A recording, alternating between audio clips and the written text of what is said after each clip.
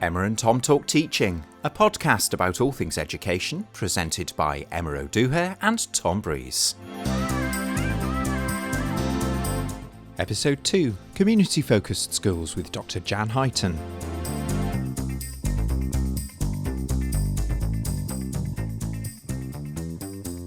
Welcome back to Emma and Tom Talk Teaching. We have a special guest, a colleague from the School of Education and Social Policy here at Cardiff Met, Dr Jan Huyton. Welcome to the podcast. How are you? I'm great, thank you. Good to be here.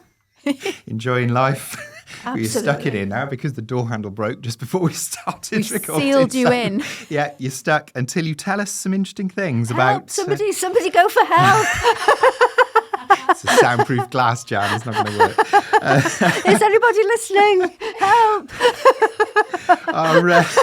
Our topic today is community-focused schools, which we mentioned obliquely in a previous episode with Professor David Egan, but we never really dug into it in that episode, and we know you're the expert on that. But before we dig into the joys of community-focused schools, you better tell us a little bit about yourself and how you found yourself working in Cardiff Met, sealed in a podcast studio, and an expert on community-focused schools. So tell us a bit about the Jan Huyton career trajectory. Okay, well, I'll try and give you a shortened version. I started off working in the voluntary and community sector in various roles, which I won't go into. And then I returned to education to do a master's in housing studies and got the bug for research.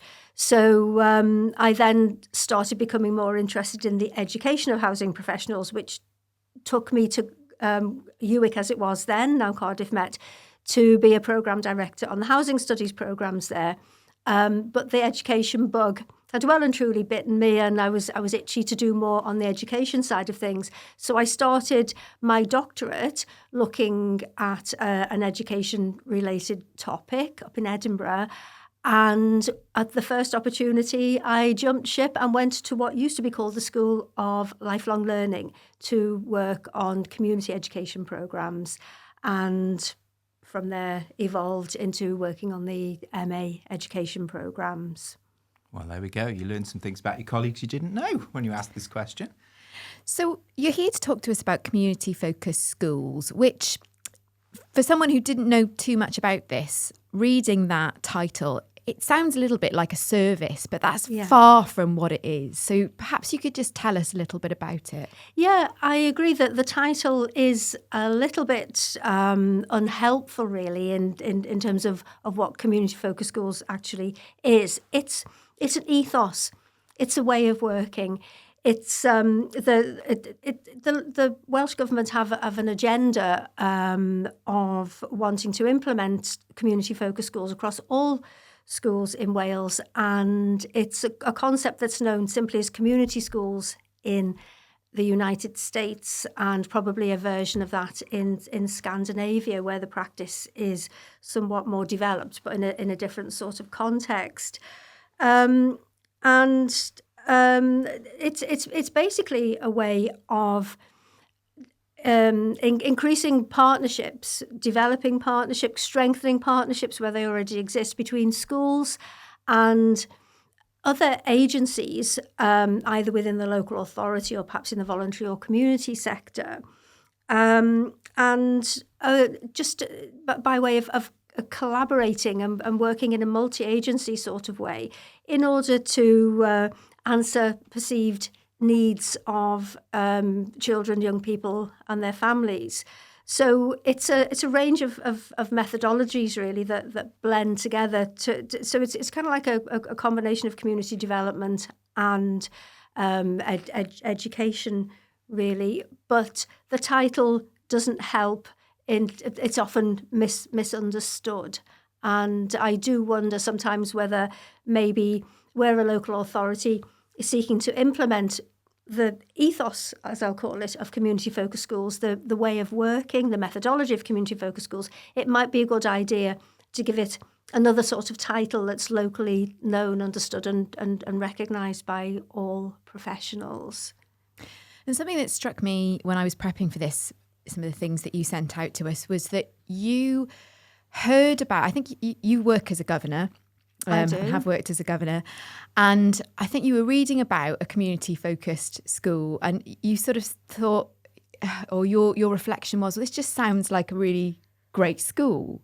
And obviously we're not naming any names of schools here. We're not sort of singling them out. But how would one be able to tell? What would be the sort of on the ground hallmarks of this methodology in practice if you were, in a community-focused school? Well, that's a really good question, and one that I sometimes smile about in a way, because when I was given the brief from the Welsh Government to work on implementing community-focused schools, and I read what a community-focused school is. And I'll just give you a few pointers there. It's about building a strong partnership with families, responding to the needs of the community where the school is located, and collaborating effectively with other services. And I thought, well, hang on a minute, isn't that just a school?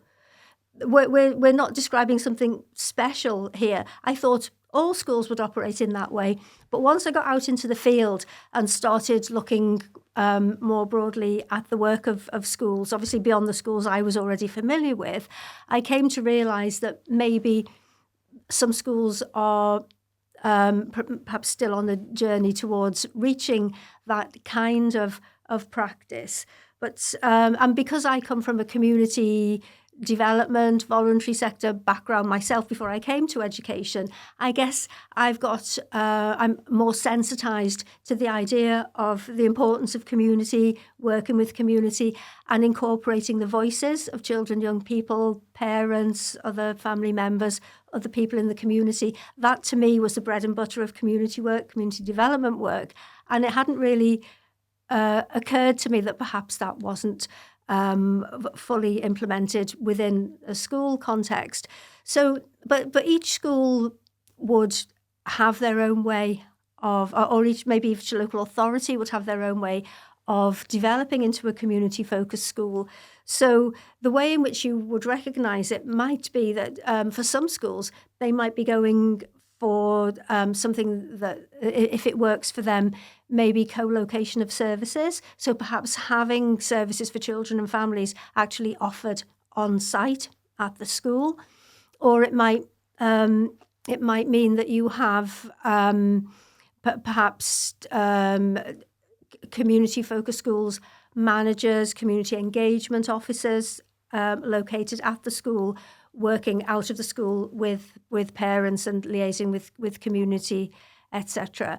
But really, each school would implement it in their own way. I mean, there is also the issue of maybe offering services and facilities within the school out to the wider community. So that may be another way of recognising a community-focused school. There are problems with that, of course, because a school may wish to offer its services out to the community.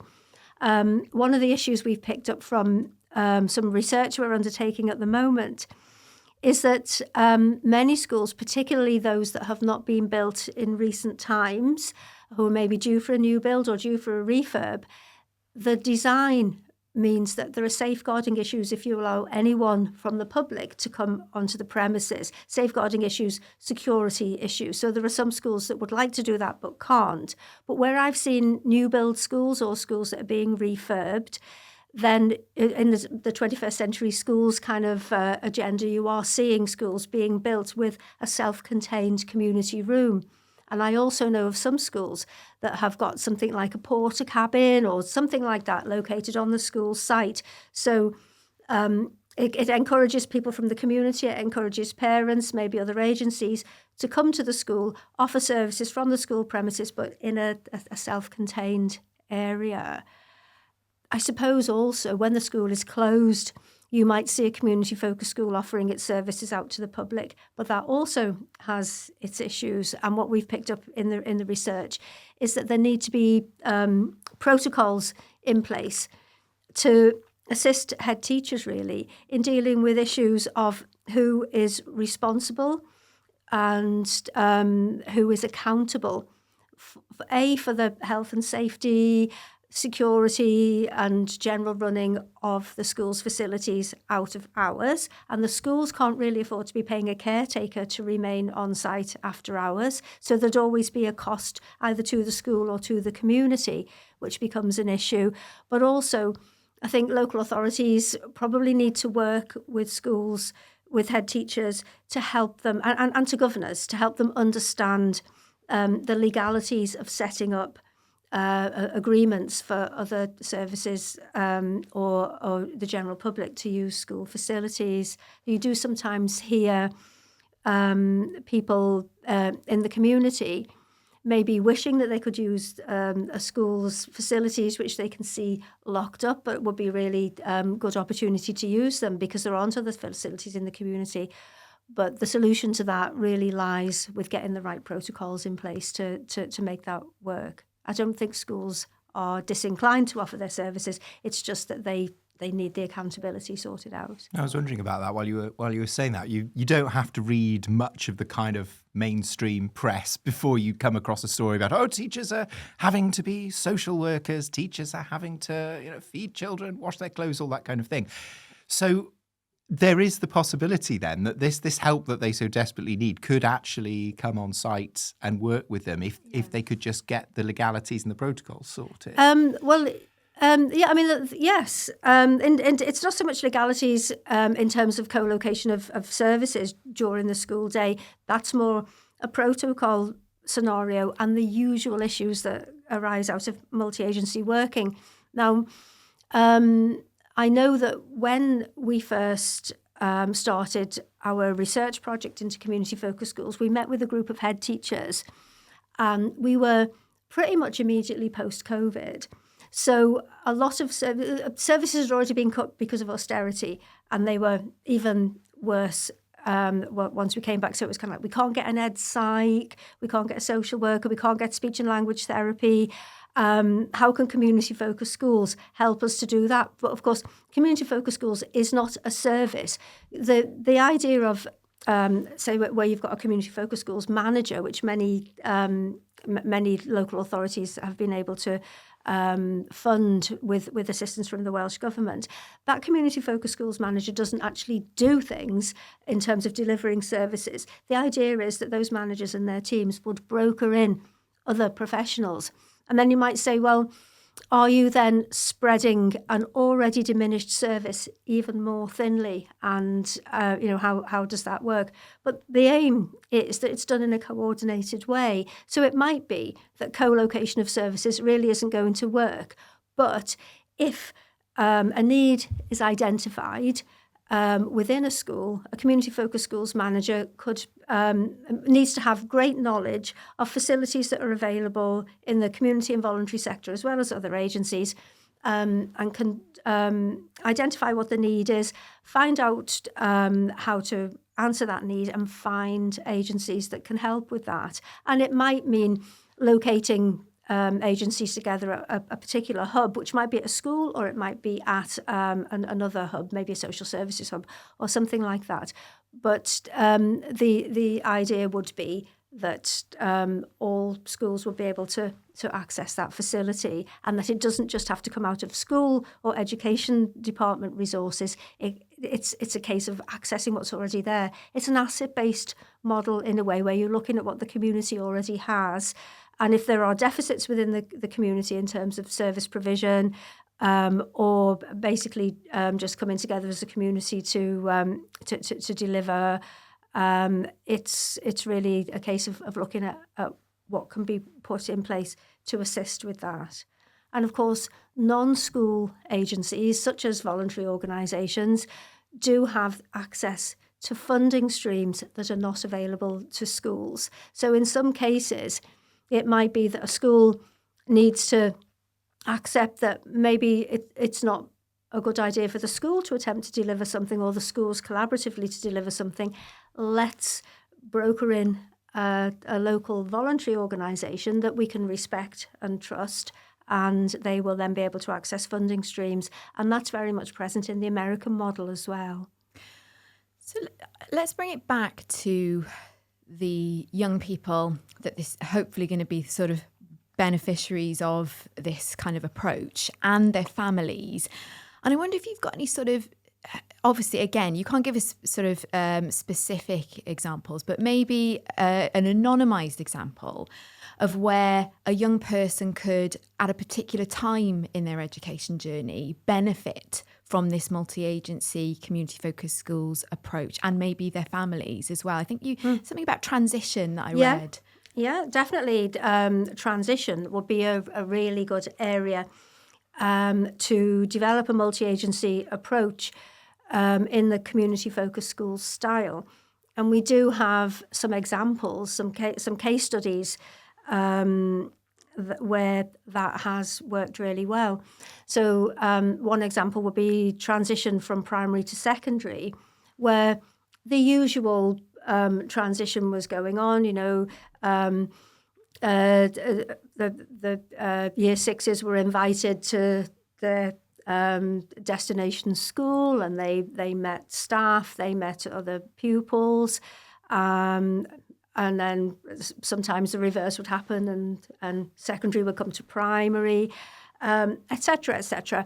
But maybe there was more that could be done, and certainly we've interviewed a lot of young people during the course of our research into community-focused schools, and they've told us, they appreciate what's being done. They have an excitement but a nervousness about going to the new school.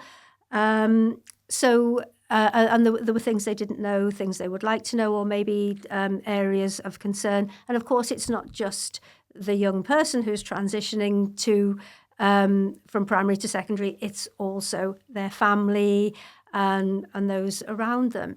So one particular cluster of schools in a local authority decided to use the community-focused schools approach. So the community-focused schools manager and team spoke with the head teachers to find out what was needed, where they felt that more could be done to make a more holistic transition for children and young people. But just to emphasise, it's not that the community-focused schools team would deliver this, but that they would identify what the need was using their local knowledge and their networks. They would broker in various other agencies. So the youth service was brought in. Adult learning was brought in, where at transition we had already identified during a previous stage of our research that some parents may be absolutely fine supporting their child's learning at primary, but when we come to secondary, it takes on a whole different level of requirement, and there was a nervousness, or maybe parents didn't have the level or the confidence to be able to support their children once they'd gone to secondary. So adult and community learning were brought in to offer basically adult education to parents who would like it, but also family learning practitioners would come in from the local authority to help parents develop good relationships, because one of the things that happens when children transition to secondary is also that they can tend to transition away from their parents. So the idea of rocking up at school with parent dropping you off at the school gate, that's just not cool anymore, is it? You want to go on the bus with your mates, you want to walk home on your own, and somehow that does result in a fracturing of the relationship between young people and their parents, which then has a knock-on effect for things maybe like attendance, etc. So holistically, that whole transition point requires a lot of input that perhaps would not be present if it wasn't for the community-focused schools methodology that brokers in all of these practitioners. So the community-focused schools team were kind of there at the start to make sure that everything set off okay. Then they would withdraw. There's always an exit strategy so that the community, so that the multi-agency working can continue. But the community-focused schools team would always be there in the background in case there were any issues about sustaining the practice, or any difficulties between agencies, etc. But the important development really for the different agencies, whether they're within or outside a local authority, the important kind of mindset is that they become less territorial. There can be a need to overcome this idea, which is it's very clearly embedded within the design of local authorities. This is my team, this is my area of work, I want to protect this. And there are reasons for that, because of the way local authorities are funded, because of the way we're assessed, because of the way we're audited, and the outcomes, the number of people using our services to retain funding. You know, there is a natural tendency to want to protect your turf, as it were, but no one is asking anyone to give up what they're doing or to reduce what they're doing. It's just maybe to work differently in a more integrated and collaborative way with other agencies for the benefit of children and young people and their families. Funny you should say that, because I was thinking, what's a polite way of asking the question to you about the fact that schools can be really quite closed shops, if you like. They tend to not like to always open out, and yet this seems like an absolute no-brainer to do this, to get these services in. In fairness, yes, you are right that can be the case, and sometimes schools don't recognise that they are like that, but because we don't always know how we appear to the outside world.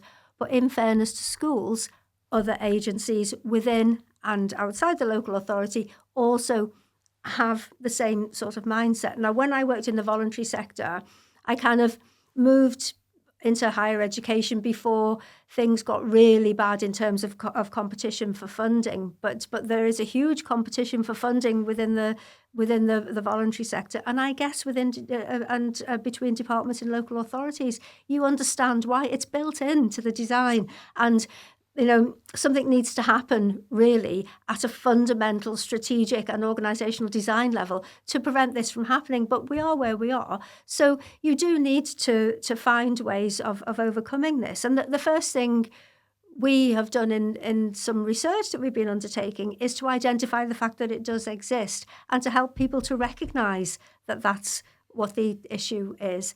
And somehow, because we're neutral, there's a team of us, we go into various different schools and organisations, and people tell us how they feel about things. And that very understandable feeling about territory really comes into it.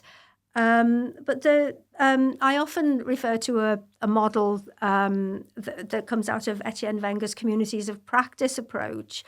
And that part of Wenger's theory is called boundary practices. And I use this a lot because we teach a module called multi-agency working on the MA in education, MA youth and community work, MA advanced youth and community practice.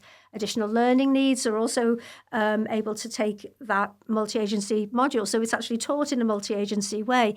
So what I hope we're doing by using that sort of model when we teach multi-agency working, and also other modules that we teach to a range of different professionals, because it's kind of our ambition to make professional practice more multi-agency when working with children, young people and families. We explain that there are perhaps, it's almost like the Aristotle's theory of the golden mean, where you can have, if we're talking about collaborative and multi-agency working, you can maybe have a deficit of collaborative and multi-agency working where organisations are just kind of bumping along together, maybe in parallel or occasionally just touching to share practice, but very much in their own space, in their own territory, and not willing to collaborate. And then, if you like, the golden mean, which is where we would like to see things happening, is that your social workers, your youth workers, your community workers, your teachers, your voluntary sector workers, they all retain their own professional identity, their own professional space, their own professional ethos, values, ways of working. But occasionally, when they work on something like a community-focused schools project, they come together and they develop a shared understanding, a shared value base for that particular form of practice. But they remain as teacher, social worker, youth worker, so their professional identity and values are retained. And when you're looking at professional clinical supervision, that would be a big area of concern to talk to your supervisees or mentees about the way in which working with a collaborative value base has affected their vision of their home value base, if you like. But then Etienne Wenger also identifies something which he refers to as a hybrid practice, where somehow the resonance with the original professional practice, be it social work, teaching, or whatever, youth work maybe, becomes very much minimised, and the entire focus of the professionals who are working together on a multi-agency or collaborative project becomes a new hybrid form of values, form of practice. And that can maybe affect a teacher's ability or a youth worker's ability to still embody and work to and recognise their original professional value base. So what we're looking at is that golden mean, where you are still in your territory, your professional territory. It is protected. It is still there for you to go back to. It is still there within your practice, but that you also operate collaboratively in a different form of practice. So it's certainly rather difficult, and there are various levels within organisations, within leadership, within the way organisations are maybe set up in terms of departmental silos sometimes, where we can maybe just try to overcome some of these difficulties or try to get organisational change. I mean, there's a PhD in there or an EdD. Somehow, surely someone could do this, and we could find maybe some recommendations for a way forward. Yeah, well, it's really useful to hear you applying the Etienne Wenger theories of community of practice to this, because it sort of gives a sort of dose of realism to what could, from the outside, seem very fluffy and, well-meaningly so. This idea of community and collaboration all sound really great, but as you've very clearly articulated there, it's not easy, and it takes a lot of time and some very specific approaches to build that kind of either a hybrid community or that golden mean where you retain that identity. So I guess my question here is, what are the challenges of working in this way, and how do you foresee schools who are thinking about adopting this methodology of overcoming those challenges? Does leadership need to change? Is the hierarchical structure of a school sufficient?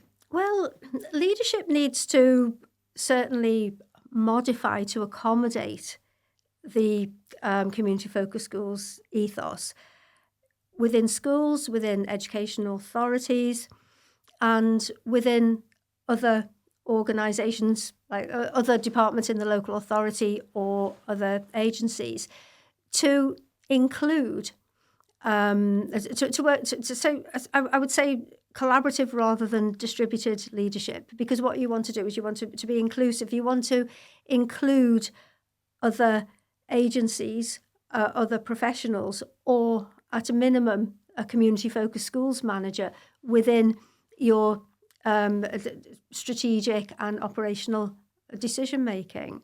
And, ideally, if we're using a community development approach, you would also want to have voices of parents, voices of young people, community voices at the table as well.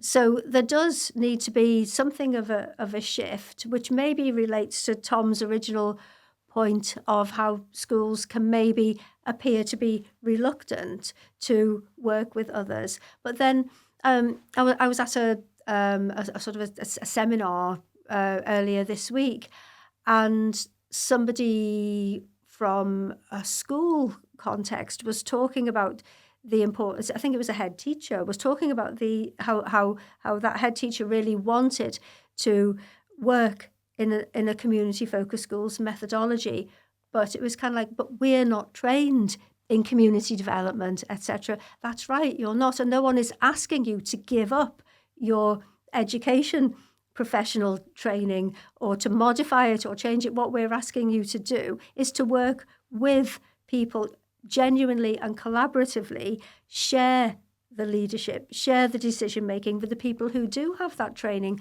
welcome them in. And, that's a big cultural issue to overcome.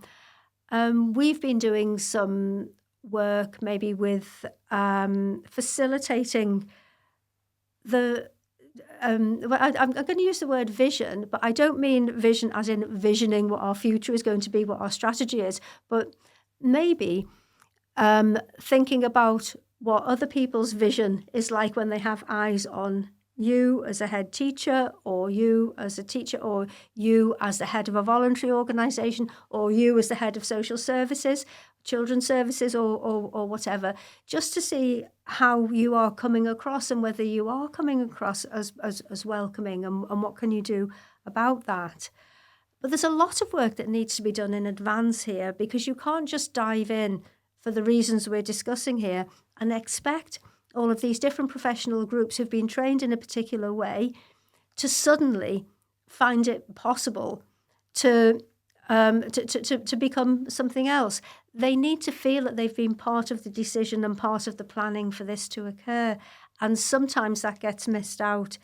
And it doesn't really help the way in which funding is timed, and where organisations or schools may be told you can have this funding, but you've got to achieve X, Y, and Z by this particular time. Something like what is essentially a reform in the way schools work, and a reform in the way voluntary organisations and other local authority departments work can't just happen overnight. You've got to bring people on board and help them to understand and to sign up to and to believe in what they're doing. Otherwise, it just becomes lip service. So somebody can say in the rather sort of fluffy, tokenistic way that Emma described there, we're a community-focused school. We've got all the signs up saying we're our community-focused school. The rhetoric is there, but the reality maybe isn't there. So, you can say in public, this is what we are, but then behind the scenes, we're just what we always were. It's not something that can be layered on. It's a belief system. It's a reform in the way of working, in the way of thinking about how a school operates.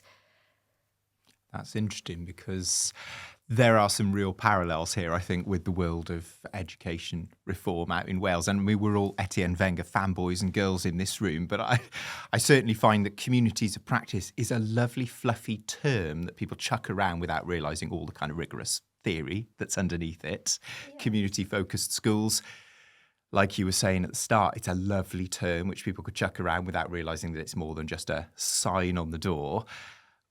We've had quite a few episodes, actually, on this podcast, which have been in danger of veering into the doom and gloom, really. We've talked about the huge poverty gap there is in Wales, the number of children in poverty now going up, ACEs going through the roof, particularly post-COVID. We've had Dr Jan Huyton in here talking about that. It sounds like there might be a little bit of a danger that we can see community-focused schools as this sort of, oh, well, yeah, great solution. Let's slap some signs up on the door. Let's stick at the sort of motherhood and apple pie level, if you like, the warm words level. So as someone who's on the inside and has seen the sort of the good, the bad and the ugly of this, how far away would you say we are? I don't know if this is a vile question to ask you, but how far away are we from having an actually hard-edged, rigorous, community-focused school approach arriving where it's needed? And if we're not there, as the expert in this, what do we need to do and what do we need to avoid? Well, I would say the Welsh Government is showing extremely strong leadership in terms of saying that it wants all schools to be community-focused schools. There is a great deal of guidance there, which we are hoping to contribute to through our research here at Cardiff Met. There's guidance as case studies. Estin has also written some guidance and case studies on community-focused schools. So the vision and the leadership is certainly there at Welsh Government level. And I think head teachers and directors of education genuinely would like the idea of a community-focused school and, maybe recognise some of the issues that I'm mentioning here, although that does take time to develop. But I think the issue is that perhaps they don't know how to move forward with this.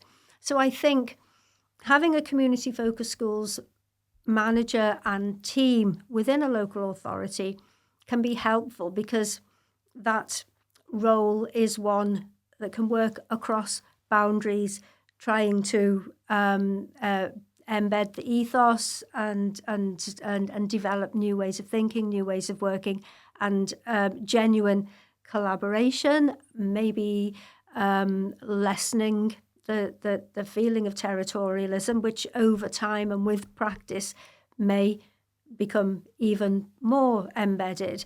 I think the issue is a lot of groundwork has to be done before that happens. So if you make funding available and you allow a local authority to appoint maybe a team of people, whatever they're called, who are developing this methodology for community-focused schools, if the work hasn't been done with the rest of the local authority and the other voluntary organisations with whom schools need to be working, then the whole territorialism issue, the whole I'm in my space issue can't be addressed. It almost becomes harder because something is parachuted in and people are expected without having it explained, are expected suddenly to take this on board. A lot of work needs to happen in the background. It's a long game. It's not going to happen immediately. Schools are recovering still from the pandemic. We've got big attendance issues. We've got a whole host of social and economic issues that schools are dealing with. We have curriculum reform, and I can understand why schools and other local authority departments might not yet be ready for that. So I think the preparation, it's a little bit like decorating a room, isn't it? It's all in the preparation. And then when you actually put the wallpaper up or put the paint on the skirting boards, it goes on much more smoothly and you don't have too many bubbles. And I'm curious, just to sort of round off this conversation, I think you've given some clues along the way about the role of research in this process, but what do you feel that you can bring to this process of rollout as a researcher? What is that shedding light on that, wouldn't otherwise happen had researchers not been involved? Well, I think that we are picking up where the difficulties we're describing here are actually occurring. So we're identifying where the work needs to be done and what work needs to be done, and we can facilitate that work. We have done it through the research. There is a process of facilitation, a process of awareness raising. But we also have an opportunity, I guess, to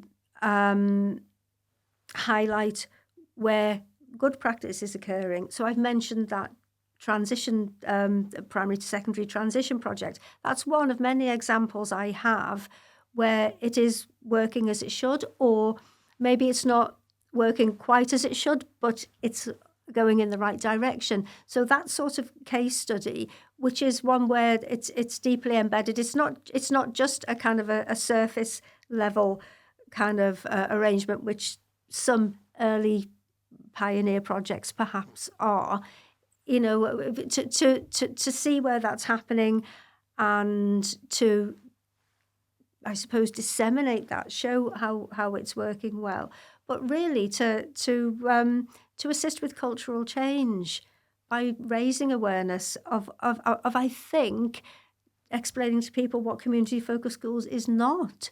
Community-focused schools is not a service provision that's going to come in and stop you youth workers from doing what you're doing or duplicate what you're doing. It's not going to stop teachers or TAs or voluntary sector counsellors of young people, domestic abuse workers, etc., etc. It's not going to stop what they're doing. It's going to ask them to do it even better by working collaboratively with others. And we just need to show how that works well and also to change minds. And just before we move on to the homework slots, you've mentioned that lots of senior people are aware of this. They're keen to get it going. Lots of our listeners are perhaps a little bit further down the pecking order. Perhaps they haven't got the strings to pull or out the strategy to put in place. But where should they go to find out more about this if they're just interested to find out more about what it is, maybe with a view to starting a conversation at that sort of grassroots level? About community-focused schools? Well, I mean, the guidance is available on the Welsh Government website, and I should imagine there's some stuff on the hub there as well, and we've got the guidance from Estin. Within our MA, if anybody's thinking of doing any modules or an entire MA, we have the multi-agency practice module, which I've just referred to. And, you know, that ethos of collaborative working alongside other professionals is obviously comes through very strongly in that module. But also all of our MA programmes on the home MA here at Cardiff Met are taught as shared modules with other professionals who work with children and young people. So I would say that if you are a new teacher or someone who is planning to become a teacher, then maybe taking those sort of MA modules, or even just on your own initiative, finding out what you know about other professionals, because I understand why every professional, whether it's a teacher or a youth worker or a social worker, is very much embedded and focused on their own professional values, their own professional area of work. But how much do we know about what other professionals do? And how do we view other professionals, and how do they view us? And I think, you can do that via being co-taught on the MA. A lot of our students tell us how much. One of our modules that we offer, say, autism spectrum disorder module on the MA, that's co-taught to youth workers, community development workers, and teachers or other education professionals. And they found out so much about one another and one another's practice. So the non-teachers don't operate in the classroom, but it's interesting for them to find out what goes on in the classroom so that they know what the young people they're working with experience. Likewise, teachers really only see the young people in the classroom. So from a community-focused schools perspective, how does a young person with autism have a social life? How do they associate with others? How do they operate within the family? And the other professionals in the room are able to talk about that. And it's been really, even the module leaders say that the discussion and the dialogue has taught them a lot also. So I think just finding ways of being with and understanding other professionals, and, not using the word other, maybe fellow professionals, something like that.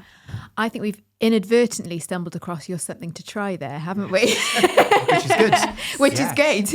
And we know that you've also done your homework, and you've got two potentially interesting offerings for us. Two novels you've been reading that you wanted to tell us about. Yes.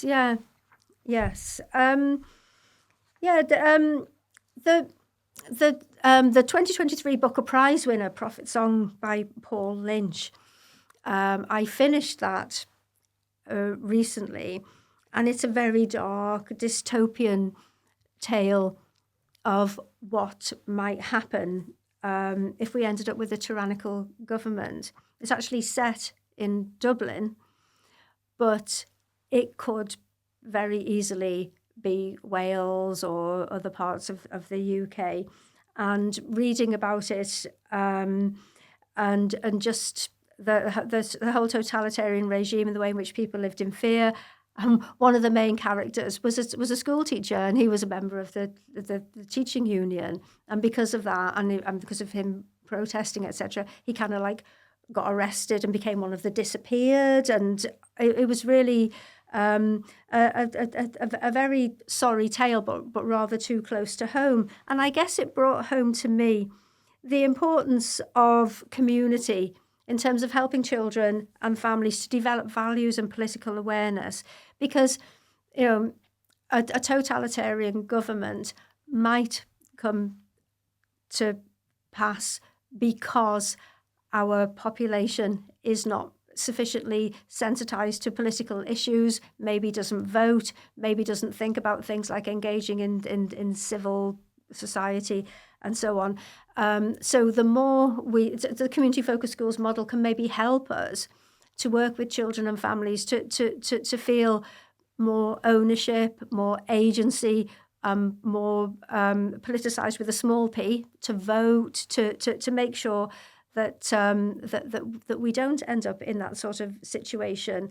And I also, at the end of the novel, I don't want to spoil it for anyone, but I really got a sense of why people take to small boats to escape a totalitarian regime.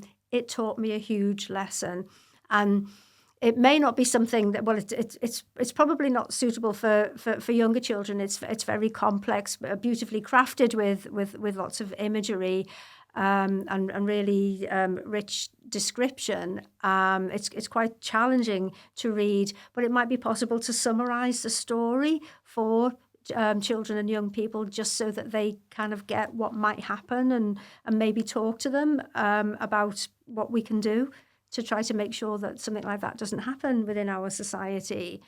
I'm always reading several books at the same time. I mean, I'm also reading Che Guevara's Motorcycle Chronicles, but I'm not sure that that's for this podcast. But I particularly like to talk about a book called The Bookbinder of Jericho, which is Jericho in Oxford, not in the Middle East. And it's a novel that's written by someone called Pip Williams, who I'd never come across before. She's an adult author, but I sort of felt that the style in which it was written was almost more like teen fiction. And it's set in World War I in the Jericho area of Oxford. And it centres on a young woman who works in the bookbindery there, and it covers an awful lot of themes around social justice.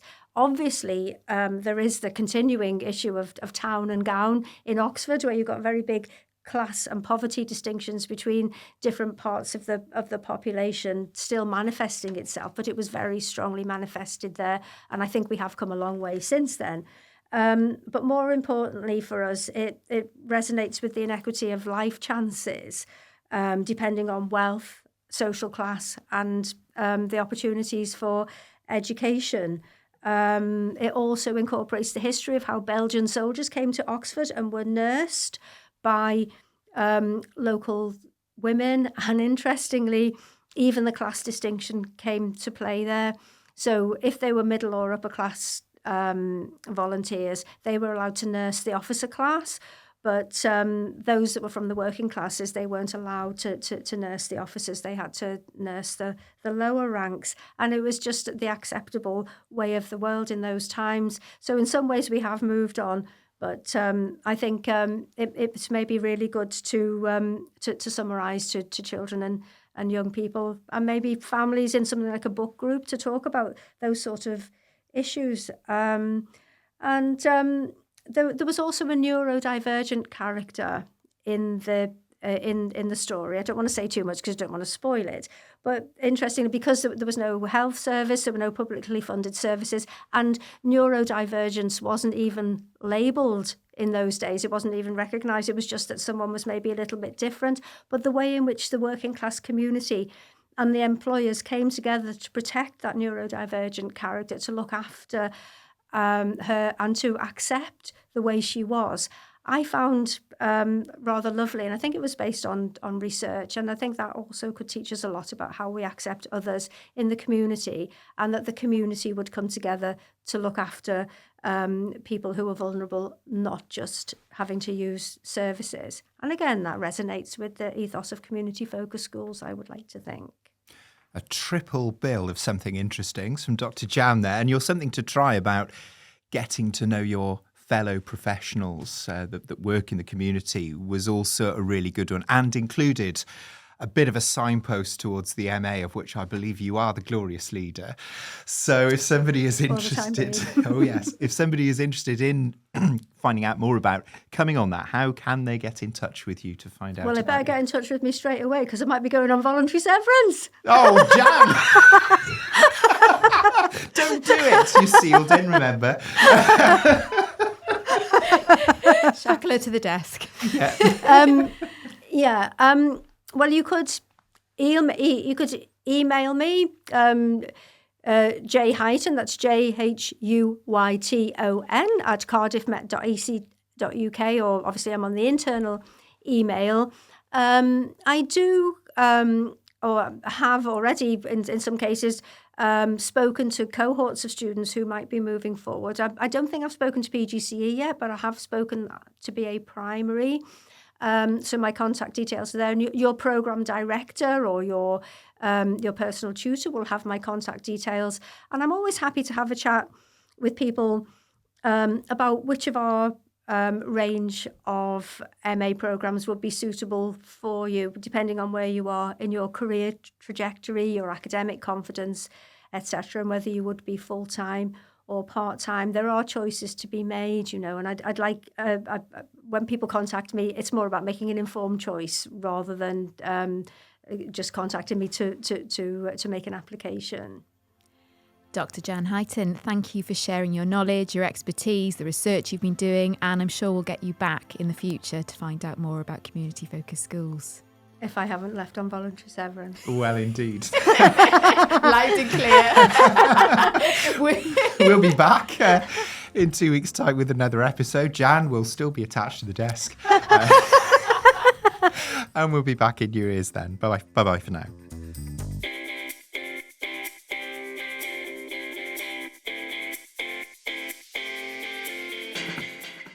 You've been listening to Emma and Tom Talk Teaching, a podcast about all things education, presented by Emma O'Dooher and Tom Breeze. The special guest this episode was Dr Jan Huyton, Programme Director of the MA Education here at Cardiff Met. We did let her out of the studio, eventually. Podcast artwork is by Beth Blandford and the music is by Cameron Stewart. Technical support by Peter Lamben and the studio manager is Adrian Rapps. We'll be back in a fortnight with something else interesting. Until then, take care and enjoy teaching.